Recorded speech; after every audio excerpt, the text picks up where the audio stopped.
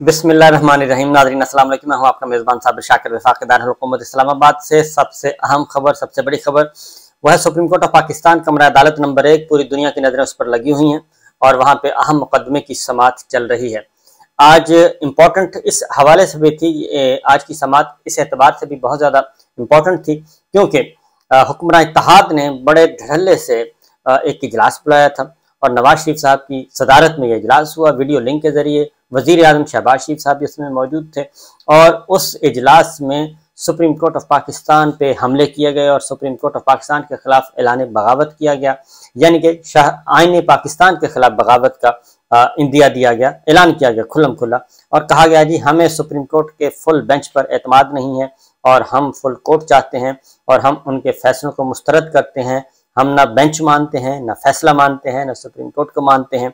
बहुत ज़्यादा एक एलामिया जारी किया गया और एक एलामिया मौलाना फजलुर रहमान साहब ने पढ़कर भी सुनाया था वीडियो स्टेटमेंट के जरिए।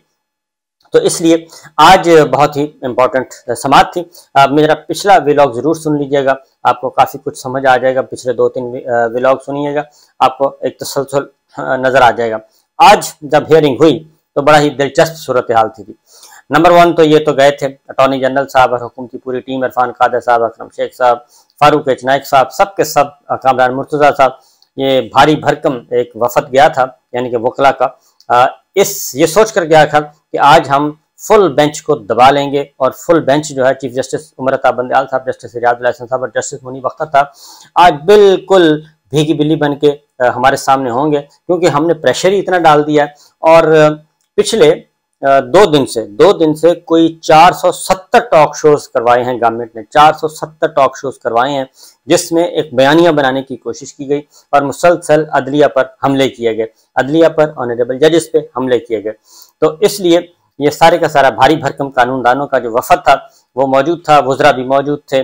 और उसमें हुआ क्या, हुआ ये कि जैसे ही रोस्टम पर गए फारूक एच नाइक साहब और उन्होंने कहा कि जी हम ज़रा कुछ गुजारिशात करना चाहते हैं, तो उसके बाद जस्टिस मुनीब अख्तर साहब और जस्टिस इजाजुल एहसन साहब और चीफ जस्टिस साहब भी, तीनों ने बारी बारी उनकी क्लास ली। उन्होंने कहा कि पहले तो ये बताएं कि आपने तो बाइकाट किया हुआ था, अखबारात तो कुछ और कह रहे हैं। जस्टिस मुनीब साहब ने कहा तो क्या आपने बाइकाट ख़त्म कर दिया? चीफ जस्टिस साहब ने पूछा। और मैंने बाइकाट नहीं किया, फारूक एच नाइक साहब ने कहा, क्योंकि फारूक एच नाइक जरदारी साहब से दुबई से मिल के आ रहे थे। तो उन्होंने कहा कि फिर किसने बाइकआउट किया है? उन्होंने कहा जी मुझे नहीं बताया किसी ने कि किसने बाइकआउट किया। हालांकि फारूक एच नाइक साहब को पता था। तो आप कैसे बेंच पर एतराज़ कर सकते हैं? चीफ जस्टिस साहब ने कहा क्या आप कार्रवाई का हिस्सा बनना चाहते हैं? चीफ जस्टिस साहब ने कहा। और उसके बाद जी बिल्कुल मैं कार्रवाई का हिस्सा बनना चाहता हूँ, नाइक साहब ने कहा। तो उन्होंने कहा हमने तो बाइकआउट किया ही नहीं, फारूक नाइक साहब ने कहा। तो अखबार में तो कुछ और लिखा था, चीफ जस्टिस साहब ने कहा। आप एक तरफ बेंच पर एतराज़ करते हैं, दूसरी तरफ कार्रवाई का हिस्सा बनते हैं। जस्टिस मुनीब अख्तर साहब ने कहा हुकूमती इत्तेहाद इजलास का एलामिया पढ़कर सुनाएं और जो जुबान इसमें इस्तेमाल की गई है उसको भी ज़रा पढ़कर सुनाएं, जस्टिस मुनीब साहब ने कहा। और हमारे तहफ़्फ़ुज़ात बेंच पर हैं। कामरान मुर्तज़ा साहब आ गए, JUI के वकील हैं, तो दरखास्तों के काबिल समाअत होने पर हमें तहफ़्फ़ुज़ात हैं, फारूक एच नाइक साहब ने कहा। बेंच के दायरा इख्तियार में भी तहफ़्फ़ुज़ात हैं। गुज़श्ता 48 घंटों से मीडिया क्या कह रहा है कि एलामिया के मुताबिक सियासी जमातें बेंच पर अदम एतमाद कर रही हैं। जस्टिस मुनीब अख्तर साहब ने कहा हम पर एतमाद नहीं है तो दलाइल कैसे दे सकते हैं आप? जस्टिस मुनीब साहब ने कहा अगर एलामिया वापस लिया है तो आपको सुन लेते हैं, अदरवाइज हम आपको नहीं सुनेंगे। और उनके दलाइल जो है सुनने से इनकार कर दिया। कामरान मुर्तज़ा साहब भी आए थे, फारूक एच नाइक साहब भी आए थे। हुकूमती वकला को उन्होंने कहा कि हम नहीं आपको सुनते क्योंकि आपने तो बाइकआउट किया हुआ है और पहले आप बाइकआउट पे बात करें। अगर बाइकआउट करना है तो अदालती कार्रवाई का हिस्सा न बने। चीफ जस्टिस साहब ने कहा बाइकआउट नहीं किया तो लिख कर दें वकालतनामा। उसके बाद अकरम शेख साहब आ गए, उन्होंने कहा वकालतनामा वापस लेने तक वकील दलाइल दे सकते हैं। जस्टिस इजाजुल एहसन साहब ने कहा कि वकालतनामा देने वालों ने ही तो आदम एतमाद किया है, तो इसलिए अब आप किस मुंह से यहाँ पे खड़े हैं और क्यों दलाइल देना चाहते हैं और हम आपको क्यों सुने?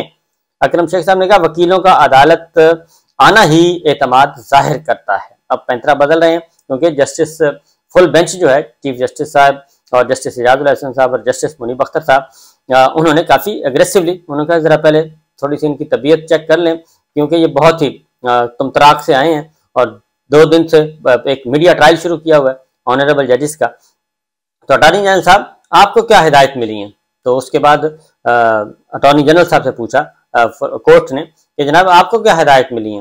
हुकूमत अदालत का बाइकाट नहीं कर सकती, चीफ जस्टिस साहब ने कहा हुकूमत बाइकाट नहीं कर सकती। अटॉर्नी जनरल ने भी कहा जी बिल्कुल नहीं कर सकती और हम आइन के मुताबिक इस प्रोसीडिंग्स को आगे बढ़ाएंगे। तो अटॉर्नी जनरल साहब की बात सुन के उन्होंने कहा कि आपने अच्छी संजीदा बात की है, हुकूमत आइन के मुताबिक चलती है। अटॉर्नी जनरल ने कहा तो कहीं आपने बाइकआउट का फैसला वापस ले लिया है? चीफ जस्टिस साहब ने पूछा क्या आपने बाइकआउट वाला एलामिया वापस ले लिया है? चीफ जस्टिस साहब फिर पूछते हैं एक तरफ बाइकआउट दूसरी तरफ कार्रवाई का हिस्सा, ऐसा नहीं हो सकता, उन्होंने रिमार्क्स दिया। तो उसके बाद हुकूमती वकला को यानी कि पॉलिटिकल पार्टीज के जो हुकूमती वकला हैं उन्होंने कहा कि वकला को आप तो तशरीफ रखें। फारूक चनाई साहब थे, अकरम शेख साहब थे और उनके साथ कामरान मुर्तजा साहब थे। उन्होंने कहा जी आप बैठ जाएं और चीफ जस्टिस बाइकाट करने वाली जमातों के वकला को उन्होंने हदायत की।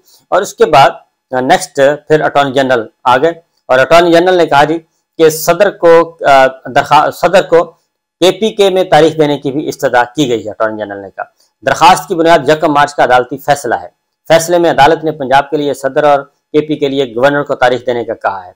उसके बाद सवाल उठाया कि इलेक्शन कमीशन 8 अक्टूबर की तारीख कैसे दे सकता है? चीफ जस्टिस ऑफ पाकिस्तान ने कहा कानून किसी को इलेक्शन मुलतवी करने का इख्तियार नहीं देता। चीफ जस्टिस साहब ने कहा, उन्होंने कहा जी इलेक्शन कमीशन हो या कोई और, किसी को भी इख्तियार नहीं है कि वो इलेक्शन की तारीख बदल दे और इलेक्शन की तारीख बदलने का इख्तियार सिर्फ और सिर्फ सुप्रीम कोर्ट को है, अदलिया को है और अदालत ही इलेक्शन की तारीख आगे बढ़ा सकती है। इसके अलावा कोई अथॉरिटी नहीं है किसी एग्जीक्यूटिव या किसी और इदारे की।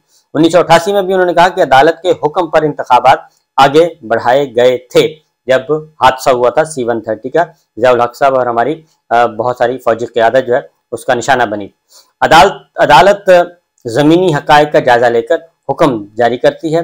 चीफ जस्टिस साहब कह रहे हैं जिस हुक्मनामे का जिक्र कर रहे हैं इस पर अमल हो चुका है और असल मामला इलेक्शन कमीशन के हुक्मनामे का है। जस्टिस एजाजुल हसन साहब ने कहा कि अदालती हुक्म इलेक्शन कमीशन पर लाजिम था और जस्टिस एजाजुल हसन साहब ने कहा कि उस पर अमल दरामद हमने करवाना है। इलेक्शन कमीशन का हुक्म बरकरार रहा तो बाकी इस्तदाएं खत्म हो जाएंगी, जस्टिस एजाज साहब ने कहा। पहले राउंड में 9 रुकनी बेंच था, अब अटॉर्नी जनरल साहब आ गए 9 रुकनी बेंच पे। उसमें अटॉर्नी जनरल साहब ने जो बातें की उन्होंने कहा कि 9 रुकनी बेंच था तो 9 रुकनी बेंच में से 2 जजेस छोड़ के चले गए। 2 जजेस ने बाद में लिख दिया कि जी हम ये 184(3) को डिसमिस करते हैं और उसके बाद 2 जजेस और आ गए। वही 3 और 4 की बहस अटॉर्नी जनरल साहब काफी देर करते रहे, लेकिन जब अटॉर्नी जनरल साहब ने जब सारी बातें की तो उन्होंने कहा, चीफ जस्टिस साहब ने कहा कि जस्टिस अतर मिनल्ला ने नोट में ये नहीं लिखा कि वो खारिज कर रहे हैं, आपके पास पूरी मालूमात नहीं है, अटॉर्नी जनरल से कहा। और जस्टिस याहिया अफरीदी ने जस्टिस अतर मिनल्ला से इत्तफाक किया, यानी जस्टिस याहिया अफरीदी और जस्टिस अतर मिनल्ला साहब ये दरखास्तें खारिज करके नहीं गए। ये चीफ जस्टिस ऑफ पाकिस्तान और जस्टिस मुनीब साहब और जस्टिस एजाजुल हसन साहब अटॉर्नी जनरल को कह रहे हैं कि आपके पास पूरी मालूमात नहीं है। ना ही जस्टिस अतर मिनल्ला साहब ने खारिज की दरखास्त, ना ही जस्टिस याहिया अफरीदी ने दरखास्त खारिज की और आपका नुक्ता नजर आप हमारी तक आ गया है। अब इसके अलावा कोई बात करनी है तो आप करें। जस्टिस मंसूर अली शाह और जस्टिस जमाल मंदोखेल के तफसीली नोट कितने रुकनी बेंच के थे? जस्टिस मुनीब अख्तर साहब ने पूछा। कितने रुकनी बेंच ने फैसला दिया? जस्टिस मुनीब अख्तर साहब पूछ रहे हैं। और ये कि 27 फरवरी को 9 रुकनी बेंच ने असर 9 तश्कील के लिए मामला चीफ जस्टिस को भेजा था और इरफान कादर साहब इस दौरान आए और उन्होंने अटॉर्नी जनरल के कान में कोई बात करने की कोशिश की तो उन्होंने कहा कि चीफ जस्टिस साहब ने कहा कि ये आपके लिए, जस्टिस मुनीब अख्तर साहब ने कहा कि ये अटॉर्नी जनरल अब आपको आए बूटी देने के लिए। तो बहरहाल इस पे काफी हुआ जी। और उसके बाद जब बेंच दोबारा तश्कील हुआ तो 5 रुकनी था। चीफ जस्टिस एजाजुल हसन साहब ने कहा तो क्या चीफ जस्टिस कोई भी 5 जजेस शामिल नहीं कर सकते थे? चीफ जस्टिस साहब ने कहा क्योंकि उन्होंने कहा कि जब वो बेंच ही दोबारा तश्कील हो गया तो 5 नया बेंच तश्कील होना था तो वो कोई दूसरा बेंच भी शामिल कर सकते थे। तो क्या जो नया बेंच 5 रुकनी करता फैसला तो क्या वो पिछले 2 रुकनी बेंच जो 2 जजेस छोड़ गए हैं क्या उनकी राय को वो साथ में लाता? तो अटॉर्नी जनरल के पास इसका कोई जवाब नहीं था। चीफ जस्टिस ने कहा कि पहले वाले अराकीन शामिल करने के पाबंद नहीं थे हम, और जिस अदालती फैसले का आप हवाला दे रहे हैं वो अकलियती है, वो अख्तलाफी नोट है, वो फैसला नहीं है। 1 मार्च को भी कोई अदालती हुक्म नहीं था। आप कहना चाहते हैं कि 5 रुकनी बेंच बना नहीं था? चीफ जस्टिस साहब ने कहा तो जजेस में हम आहंगी सुप्रीम कोर्ट के लिए बहुत अहम है, चीफ जस्टिस साहब ने कहा, लेकिन जजेस के बहुत से मामला आपस के होते हैं और अदालती कार्रवाई पब्लिक होती है, लेकिन जजेस की मुशावरत नहीं होती पब्लिक। वो एक इन कैमरा सेशन होता है, उसमें क्या डिस्कशन होती है वो पार्ट ऑफ जजमेंट नहीं होती। इसलिए अंदर की जो बातें हैं आप उनका सहारा ना लें। 3-4 के फैसले वाली मंतक मान ली तो फिर मामला फिर 9 रुकनी बेंच की तरफ जाएगा। जस्टिस मुनीब अख्तर साहब ने कहा कि फिर मामला 9 रुकनी बेंच की तरफ जाएगा, क्योंकि जस्टिस एजाजुल एहसन साहब और जस्टिस मज़हर अली अकबर नकवी साहब वो भी छोड़ के नहीं गए थे और उनको हमें लिखना चाहिए था कि निकाल दिया गया है। तो इसलिए चीफ जस्टिस साहब ने कहा कि वो फिर 9 रुकनी बेंच की तरफ जाएगा मामला। फैसला या 9 रुकनी बेंच का होगा या 5 रुकनी बेंच का होगा, ये आपके पास ऑप्शन है। जस्टिस मुनीब साहब ने कहा तफसीली इख्तलाफी नोट बेंच की असर नौ तश्कील का नुक्ता शामिल नहीं है। नोट के मुताबिक बेंच की असर नौ तश्कील इंतजामी इकदाम था, अटॉर्नी जनरल ने कहा। तो नोट के मुताबिक जस्टिस मज़हर नकवी ने समाअत से माजरत की थी। तो उन्होंने कहा, चीफ जस्टिस साहब ने कहा कि नोट के मुताबिक 4 जजेस ने खुद को बेंच से अलग किया। चीफ जस्टिस साहब ने कहा बेहतर यह था कि लिखते कि 4 जजेस को बेंच से निकाला गया है। 9 रुकनी बेंच के फैसले में कहीं नहीं लिखा कि कौन रजाकाराना तौर पे अलग हुआ। किसने बेंच से अलग होना हो तो जुडिशल ऑर्डर लिखा जाता है। चीफ जस्टिस साहब ने कहा कोई शिक नहीं कि जज को बेंच से निकाला नहीं जा सकता। तो अदालत बेंच की असर नौ तश्कील का हुक्म दे तो इसे निकालना नहीं कहते। और असर नौ तश्कील में तमाम 5 जजेस नए जजेस आ जाते तो क्या होता। जस्टिस एजाजुल एहसन साहब पूछ रहे हैं क्या नया बेंच पुराने 2 जजेस के फैसलों को साथ मिलाकर आगे बढ़ता। तो नया बेंच तश्कील देना जुडिशल हुक्म था, इंतजामी नहीं। जस्टिस एजाजुल एहसन साहब ने ये बात की और उन्होंने ये भी कहा कि 2 जजेस ने जो राय दी थी इसे अलग नहीं किया जा सकता, ये अटॉर्नी जनरल ने कहा। जस्टिस याहिया अफरीदी ने खुद कहा कि वो अपनी शमूलियत चीफ जस्टिस की सवाबदीद पर छोड़ते हैं। जस्टिस मुनीब साहब कह रहे हैं अब बेंच का कोई रुकन भी ना हो तो समाअत नहीं हो सकती। 5 रुकनी बेंच ने 2 दिन केस सुना। किसने कहा कि वो अरकान मौजूद नहीं थे। जस्टिस मुनीब अख्तर और क्या किसी ने ये कहा कि बेंच 7 रुकनी था, जो कि जब था ही 5 रुकनी, तो किसी ने कहा कि वो 7 रुकनी था। पहली समाअत पर कोई जज दरखास्त खारिज कर दे फिर बेंच में ना बैठे तो फैसला नया बेंच करेगा। जस्टिस मुनीब अख्तर साहब अटॉर्नी जनरल साहब को समझा रहे हैं। वो 2 जजेस की राय के बाद नया बेंच बना और असर नौ समाअत हुई। बेंच अरकान ने दोनों जजेस के रुकन होने का नुक्ता नहीं उठाया। चीफ जस्टिस साहब ने कहा 4 आरा के मुताबिक दरखास्तें खारिज हुई। अटॉर्नी जनरल फिर उस बात पे आ गए। उन्होंने कहा कि आपका नुक्ता आ गया है, आप आगे बढ़ें। ज़ेर हाशिया में लिखा है कि 2 जजेस की जो राय है रिकॉर्ड का हिस्सा, वो फैसला नहीं है। चीफ जस्टिस साहब ने कहा रिकॉर्ड में तो दरखास्तें और हुक्मनामे भी शामिल होते हैं। चीफ जस्टिस साहब ने कहा अभी तो आप हमें इस नुक्ते पर कायल नहीं कर सके, ये चीफ जस्टिस साहब ने कहा। और ये चीज जी बड़ी दिलचस्प है और मजीद भी आपको मैं बताता हूँ। उसके बाद अटॉर्नी जनरल साहब जी वो तो मुतमईन नहीं कर सके। अदालत ने कहा कि आप हमें मुतमईन नहीं कर पा रहे, हमने आपको बता दिया है कि 9 रुकनी बेंच था। 9 रुकनी बेंच में से 4 मेंबर्स अलग हो गए और 4 मेंबर्स अलग होने के बाद 5 लोगों ने सुना और 5 लोगों में से जो जजमेंट आई वो 3-2 से आई। इसलिए चीफ जस्टिस ऑफ पाकिस्तान और तमाम ऑनरेबल जजेस ने वाज़ेह तौर पे अटॉर्नी जनरल से कहा, उन्होंने कहा कि अब आप फैसला कर लें कि आपने फुल कोर्ट की तरफ जाना है या फिर 9 रुकनी लार्जर बेंच की। उन्होंने कहा फुल कोर्ट का तो ऑप्शन ही नहीं है, आपने 9 रुकनी लार्जर बेंच की बात करें। अगर आपका कोई डिमांड है तो आप लार्जर बेंच की तरफ जा सकते हैं और वो होगा 9 रुकनी लार्जर बेंच, जिसने स्टार्ट में ये मुकदमा इनिशिएट किया था और स्टार्ट लिया था, जिसमें जस्टिस एजाजुल एहसन साहब भी हैं, जिसमें मज़हर अली अकबर नकवी साहब भी हैं, जिसमें जस्टिस मिनल्ला साहब भी हैं, जिसमें जस्टिस याहिया अफरीदी साहब भी हैं। और रही जस्टिस अमीनुद्दीन साहब की बात, तो उन्होंने कहा कि वो तो खुद छोड़ के चले गए हैं, इसलिए अब वो तो वापस नहीं आ सकते। ना ही मंदोखेल साहब आ सकते हैं और ना ही अमीनुद्दीन साहब आ सकते हैं। और हाँ, अलबत्ता मंदोखेल साहब ने जाने से वो अपने नोट में लिखा है कि जी मैं फुल बेंच के लिए अवेलेबल हूँ, अदरवाइज नहीं होते, लिहाजा अमीनुद्दीन साहब नहीं आ सकते, बाकी आ सकते हैं। ये बात उन्होंने वाज़ेह तौर पे कर दी। उसके बाद जस्टिस काजी फिर आ गए वो अटॉर्नी जनरल साहब, क्योंकि काफ़ी देर वो बहस करते रहे लेकिन उन्होंने मेरिट पे बात नहीं की। इस बात पे एक भी दलील नहीं दी कि 90 रोज़ के अंदर अंदर इलेक्शन जो है वो ज़रूरी नहीं है या 90 दिन के बाद भी इलेक्शन हो सकता है, ताखीर की जा सकती है। इस पर अटॉर्नी जनरल साहब बिल्कुल नहीं आए। और उसके बाद उन्होंने कहा कि जी वो जस्टिस काजी फाइज ईसा साहब वाला जो आ गया ऑर्डर, उन्होंने कहा जी कि उस ऑर्डर में वो जो ऑर्डर हुआ है उस ऑर्डर को आपने एक सर्कुलर के जरिए उसको सेट असाइड किया है, तो वो आप कर नहीं सकते। तो चीफ जस्टिस साहब ने कहा कि 184(3) के मुकदमात की समाअत रोकने के मामले पर सर्कुलर आया है। सर्कुलर में लिखा है कि 5 रुकनी बेंच के फैसले की खिलाफ वर्जी की गई थी, चीफ जस्टिस साहब ने कहा, और मुकदमात समाअत के लिए मुकर्रर न करने के इंतजामी हुक्म पर सर्कुलर आया है। जस्टिस काजी फाइज ईसा के फैसले में कोई वाज़ेह हुक्म नहीं, बल्कि वो एक तजवीज़ है और वो तजवीज़ के तौर पे आया है, वो हुक्म नहीं है। तो उस पर भी अटॉर्नी जनरल साहब को उन्होंने काफ़ी तसल्ली करवाई। और उसके बाद 184(3) के तहत जो जी उन्होंने फिर आज खुद नोटिस पे बात हुई तो उसका भी उन्होंने जवाब दे दिया। और उन्होंने कहा कि 29 मार्च के फैसले में हिदायत नहीं बल्कि ख्वाहिश जाहिर की गई है। वही जो बहस चल रही है कि जी वो 9 रुकनी बेंच और 4 रुकनी बेंच, उस पे तो क्या ये आईनी दरखास्त नहीं है जिसके रूल्स बने हुए हैं? जस्टिस मुनीब अख्तर साहब ने कहा मौजूदा मुकदमे में बुनियादी हकूक का जिक्र है, अटॉर्नी जनरल कहते हैं, लेकिन रूल्स बनने तक समाअत मुअख्खर की जाए। अटॉर्नी जनरल ने ये कहा कि जी जब तक रूल्स नहीं बनते आप समाअत मुअख्खर कर दें। तो फाजिल अदालत ने कहा कि ये नहीं हो सकता, अब ये मुकदमा तो चल रहा है, रूल्स बने हुए हैं, लिहाजा मुकदमे की समाअत भी जारी रहेगी। अब आप फैसला करें कि आप मुकदमा रुकवाना चाहते हैं या फुल कोर्ट करवाना चाहते हैं या लार्जर बेंच की तरफ जाना चाहते हैं। उन्होंने कहा कि आप कंफ्यूज लग रहे हैं हमें, आप किसी एक बात पे नहीं आ रहे, बल्कि कभी आप इधर चले जाते हैं, कभी आप उधर जाते हैं। पहले अपने आप को क्लियर करें, क्लैरिटी के साथ बात करें।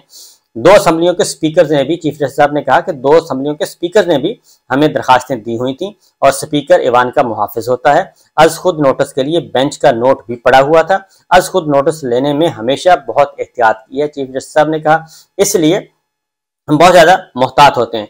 जिनके रूल्स बने हैं इन मुकदमात पर कैसे कार्रवाई रोक दें, अटॉर्नी जनरल से कहा, क्योंकि वो कार्रवाई रुकवाना चाहते थे। जाहिर डिलेइंग टैक्टिस है, इलेक्शन से फरार का रास्ता, असल तो इलेक्शन से फरार होना है। तो लिहाजा सुप्रीम कोर्ट ने वाज़ेह तौर पे, फाजिल बेंच ने कहा कि इलेक्शन जिनके रूल्स बने हुए हैं वो कार्रवाई नहीं रुक सकती। और 184(3) के दायरा अख्तियार पर बहुत सख्त तरीकाकार बनाया हुआ था।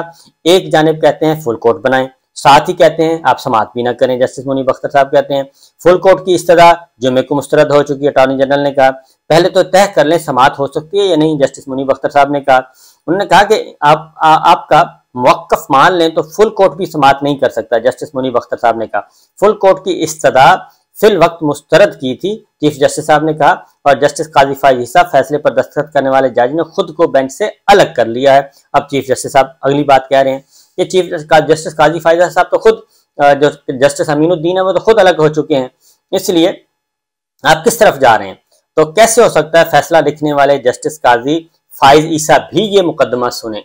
तो वो कहते हैं कि जस्टिस काजी फाइज ईसा साहब भी नहीं हो सकते, अमीनुद्दीन साहब भी छोड़ के चले गए, मुंदखिल साहब भी छोड़ के चले गए, तो आप कैसे कह सकते हैं?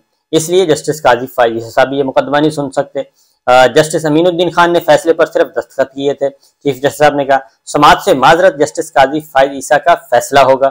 समाअत से इनकार तो फर्ज नहीं किया जा सकता, ये जुडिशल ऑर्डर होता है, चीफ जस्टिस साहब ने कहा। और उन्होंने कहा कि तमाम 15 जजेस मुख्तलिफ आरा अपनाने पर मुकदमा नहीं सुन सकते। आपने मामला मामला फहम होते हुए दोबारा फुल कोर्ट की इस्तदा नहीं की आपने। ये चीफ जस्टिस साहब ने कहा कि आपको पता है कि आप क्या कह रहे हैं, आपकी ज्यादा से ज्यादा इस्तदा लार्जर बेंच की हो सकती है। चीफ जस्टिस साहब ने कहा आप लार्जर बेंच की बात करें अगर बनवाना है तो। किसी जज को बेंच से निकाला गया, ना कोई रजाकाराना अलग हुआ। चीफ जस्टिस साहब ने कहा 9 अराकीन ने चीफ जस्टिस को मामला भिजवाया और 27 फरवरी के 9 जजेस के हुक्मनामे से दिखाएं बेंच से कौन अलग हुआ। अदालती रिकॉर्ड के मुताबिक किसी जज ने समाअत से माजरत नहीं की। चीफ जस्टिस साहब अटॉर्नी जनरल को बता रहे हैं जस्टिस काजी फाइज ईसा का हुक्म खूबसूरत लिखा गया है, फुल कोर्ट मीटिंग फायदेमंद हो सकती है लेकिन फुल बेंच नहीं। गुज़श्ता 3 दिन में सीनियर जजेस से मैंने मुलाकातें की हैं और लार्जर बेंच के नुक्ते पर दलाइल देना चाहते हैं तो आप जरूर दें।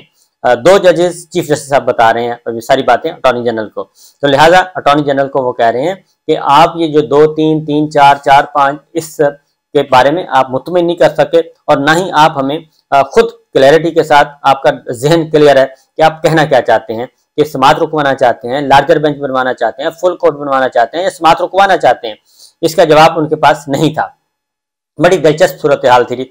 उसके बाद अगली बारी आती है जी क्यों, तो उसके बाद उन्होंने कहा कि आप सेक्रेटरी खजाना और सेक्रेटरी दिफा, तो सेक्रेटरी दिफा आए। सेक्रेटरी दिफा ने ये कहा कि जी मैं आपको इन कैमरा ब्रीफिंग देना चाहता हूं और इन कैमरा ब्रीफिंग ले लें। तो चीफ जस्टिस साहब ने कहा कि आपसे हमने कोई खास बात नहीं, आपने से तो ये बताना है कि सिक्योरिटी आप देनी है, आपने सिक्योरिटी प्रोवाइड करनी है। आपसे सवाल यह है कि इंतखाबात के लिए कितनी फोर्स चाहिए, चीफ जस्टिस साहब ने कहा।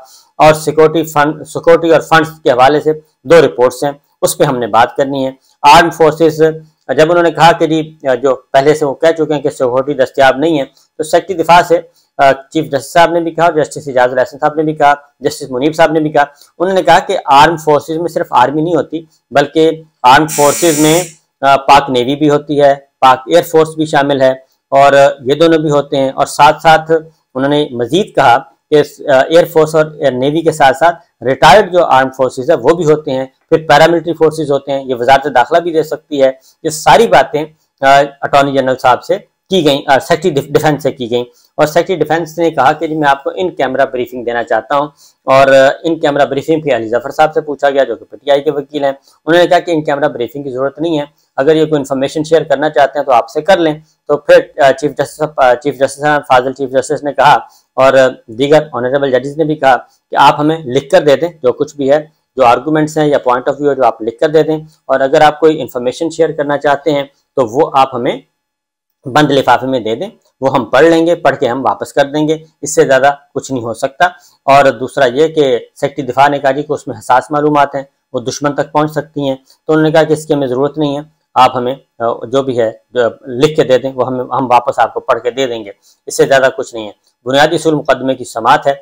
तो चीफ जस्टिस साहब ने सेक्रेटरी डिफेंस से कहा कि सरबमोहर लिफाफों में रिपोर्ट आप फराहम कर दें, वो हम आपको देख लेंगे, और अगर कुछ सवाल हुआ तो आपसे पूछ लेंगे, इससे ज़्यादा की कोई मालूमात नहीं है। आप चाहें तो जवाब तहरीरी भी दे सकते हैं। चीफ जस्टिस साहब ने कहा हसास तरीन मालूमात को समझते हैं, इसलिए उसको पब्लिक नहीं कर सकते, जस्टिस इजाजुल हसन साहब ने कहा, और ना ही उनको करनी चाहिए। नेशनल सिक्योरिटी एहलकारों अवाम के लिए मुश्किलात पैदा नहीं करना चाहते, हसास तरीन मालूमात का जायजा भी नहीं लेना चाहता। अली जफर साहब ने कहा कि मैं तो लेने की जरूरत ही नहीं मुझे, तो इसलिए एक बात उन्होंने की सेक्रेटरी डिफेंस से, उन्होंने कहा कि आप बताएं पंजाब के हवाले से, खैबर पख्तूनख्वा को चलो ठीक है वहाँ की सिचुएशन, लेकिन पंजाब की तारीख आ चुकी है, तो पंजाब के हवाले से बताएं। पंजाब में तो लॉ एंड ऑर्डर का मसला, सिक्योरिटी का मसला इतना संजीदा नहीं है, क्योंकि इलेक्शन कमीशन ने उन्होंने कहा कि 45% पोलिंग स्टेशन को हसास करार दिया। चीफ जस्टिस साहब ने कहा जंग जो है वो पहले हसास होता था, अब नहीं है। कच्चे का इलाका हसास तस्वर किया जाता है, या जनूबी पंजाब के कुछ इलाके, तो इसलिए वो नहीं है। फिर सेक्रेटरी दिफा से कहा गया कि आप 2 घंटे के अंदर अंदर आप अपने लिखकर तहरीरी आर्गूमेंट दे दें, जस्टिस मुनीब अख्तर साहब ने कहा, और उसके बाद अगर कोई और चीज़ है तो वो कल दे दें। तो उन्होंने कहा कि जी मुझे आज तो नहीं, मुझे कल तक की मोहलत दे दें, तो वो फिर कल तक की मोहलत दे दी गई। तो अब कल सेक्रेटरी डिफेंस ने अपना रिटर्न स्टेटमेंट देना है। फिर सेक्रेटरी खजाना से बात हुई, तो सेक्रेटरी खजाना साहब नहीं आए थे, उनकी तबीयत खराब थी, उन्होंने एडिशनल सेक्रेटरी खजाना को भेजा था, आमिर महमूद साहब को। उन्होंने IMF प्रोग्राम के बारे में कुछ बताया। उन्होंने कहा जी चीफ जस्टिस साहब ने कहा कि IMF प्रोग्राम की वजह अपनी जगह अहमियत है, लेकिन करंट अकाउंट और माली खसारा को कम किया जा रहा है, और वो आमदन बढ़ाकर और खर्चात कम करके खसारा कम किया जा सकता है। और उन्होंने चीफ जस्टिस साहब ने कहा कि भाई कौन सा ऐसा प्रोजेक्ट है जो 20 अरब रुपए से कम है। हम रोज सुनते हैं कि इतने अरब रुपए का प्रोजेक्ट शुरू होगा, इतने अरब का शुरू हो गया, तो क्या आप 20 अरब रुपए नहीं निकाल सकते? और 170 अरब रुपए का फंड दरखास्त गुजारों के मुताबिक अरकान को 170 अरब रुपए का तरक्याती फंड जारी कर दिया है, तो क्या आप उसमें से नहीं निकाल सकते? तो ये 20 अरब रुपए एक पेटी कैश है एक बड़े मुल्क के लिए, कि हमारी इकोनॉमी में, तो इसलिए उन्होंने कहा कि ये तो कोई ऐसा इशू नहीं है, तो इस पे बात करें। तो उनके पास इस बारे में कोई खास जवाब नहीं था। फिर उन्होंने ये भी कहा कि वो कौन है जो कि हमें बताएगा कि जी कोई समझा सके ये सारा। तो फिर वहाँ पे असद उमर साहब थे। असद उमर साहब ने आके ब्रीफ किया। उन्होंने कहा जी कि ये जो बात कर रहे हैं वो दुरुस्त नहीं है, और ये इतना मुश्किल काम नहीं है। 20 अरब रुपए वो किसी भी हेड से निकल सकते हैं, और बआसानी जो है वो इलेक्शन हो सकते हैं, इसलिए इसकी कोई ज़रूरत नहीं है। तो उस पर सेक्रेटरी खजाना भी कोई बहुत ज़्यादा मुतमईन नहीं कर सके, क्योंकि उन्होंने कहा कि 170 अरब रुपए जमा करने से टैक्स के लिए नए टैक्स लगाने लगाए गए हैं। एडिशनल सेक्रेटरी खजाना ने कहा 20 अरब रुपए देने से बजट पर कितने फीसद असर पड़ेगा, जस्टिस मुनीब साहब पूछ रहे हैं। तो अपना खरबों रुपए के बजट से 20 अरब रुपए निकालना मुमकिन नहीं है। वजीर खजाना का बयान था कि ये फरवरी में 500 अरब रुपए से ज्यादा का टैक्स जमा किया, जस्टिस मुनीब साहब कह रहे हैं। तो अंदाजा है कि बजट खसारा अभी मौजूद है, लेकिन आराम से ये पैसे पूरे किए जा सकते हैं। और चीफ जस्टिस साहब ने कहा कि पेट्रोलियम मसनूयात हुकूमत को खसारा 157 अरब था, खसारा 177 अरब होता है तो क्या हो जाता है, यानी कि 20 अरब रुपए का, तो 20 अरब रुपए तो मिल सकते हैं।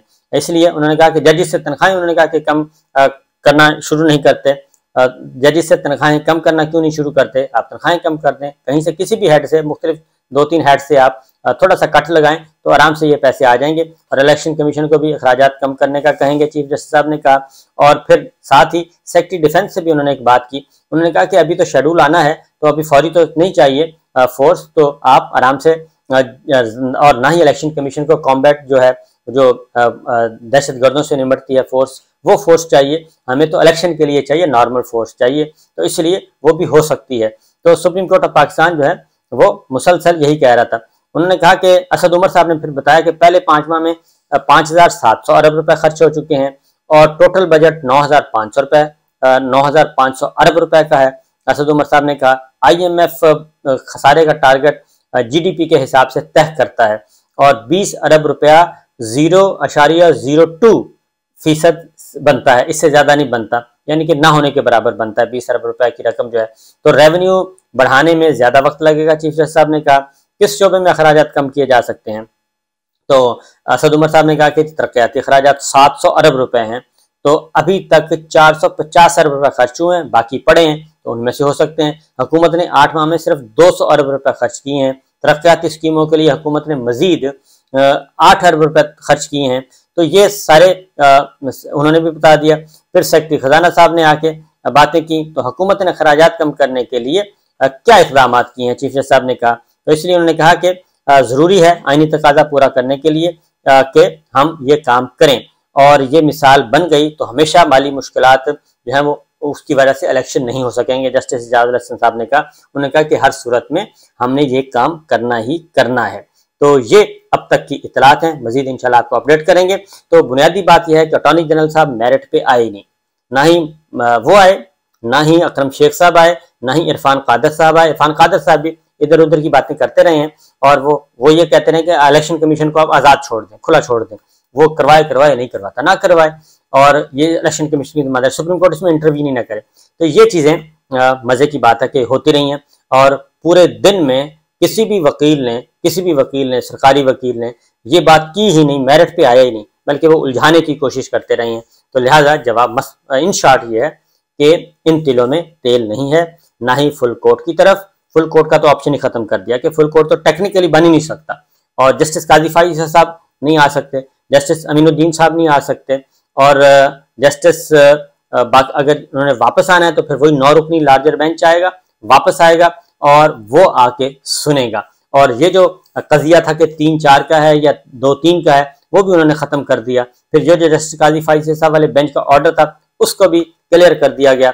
अब सेक्रेटरी दिफा ने कल जवाब देना है, तो उम्मीद है कि कल तक इंतजार किया जाएगा और ये फैसला किया जाएगा। इजाजत दीजिए, अल्लाह हाफिज।